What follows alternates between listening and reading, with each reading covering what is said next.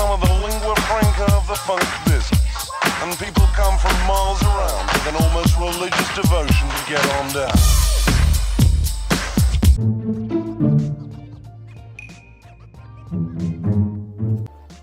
Wishing everybody a happy Friday Eve.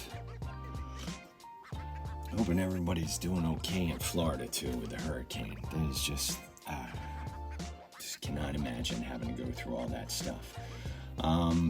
Also, last night we learned that we lost the hip-hop artist Coolio at the age of 59. My son, not too long ago, was playing the junk out of Gangsta's Paradise, like over and over and over again, and just at the goofiest times too. He would make me laugh with it, because he had it ready on his iPad and would like say something and then just bam, hit the song.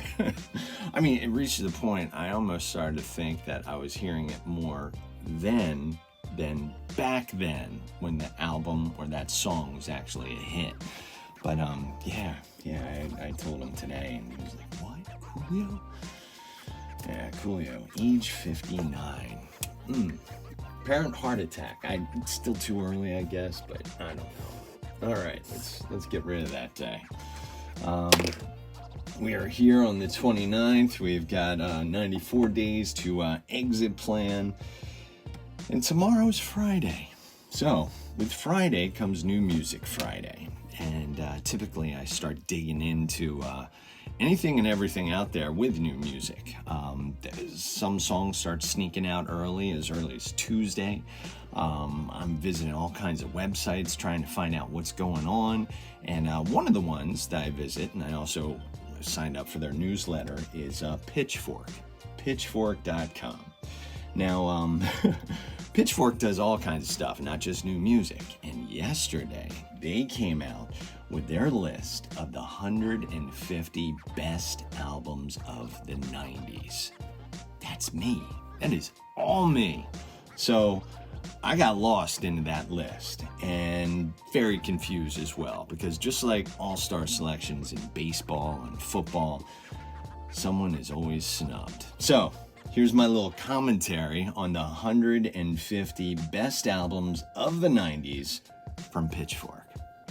1, they covered hip-hop, and they did it well.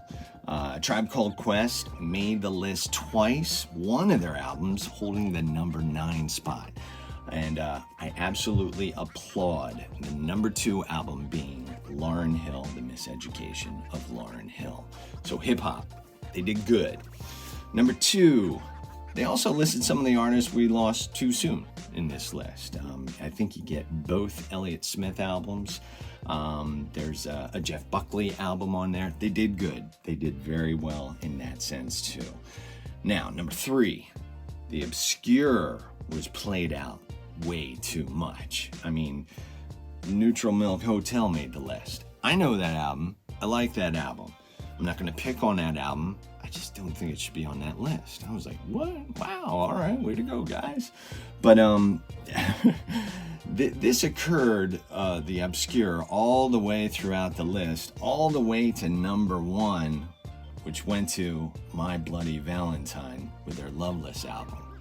Again, I'm not going to knock it. I had to go back and listen to it to recall some of the stuff that is definitely not one of my favorites and not one of my go-tos, but I was like, wait a minute, Loveless? Really? So yeah, the obscure all over the place on this list. Number 4, this is the biggest gripe for me. Where's the grunge? The 90s to me, I'm sorry, is a whole lot of grunge. Nirvana did make the list twice. Soundgarden snuck in at number 148. As for Pearl Jam, Stone Temple Pilots, and Alice in Chains, none of them made the list. That shocked me. This is the one thing overall that bothered me the most. At number 8, it was Hole's Live Through This album. How is Courtney Love going to be higher on a list than Nirvana's Nevermind, which was at number 10, which should have been higher? easily could have been number 1. You could still slot it at number 3 behind Lauryn Hill. I'm fine with that. But last one, number 5. Personally, I would have shoved Beck's album way up there. Odelay. In fact, I would have put that at number 1. Odelay. So much so, last night I put in my Amazon shopping cart the vinyl for that album. I didn't click and buy it yet, but it's close. So that's my commentary on Pitchfork's 150 best 90s albums. Thank you, Pitchfork. That was fun. I did enjoy it. I know that can't be an easy process, and it was a whole lot of fun. Brought back some nice happy thoughts, and also made me remember some albums that I had forgotten about. Some of those obscure ones, though. Whew, you went deep. All right. Quote of the day. Life is too short to not have fun.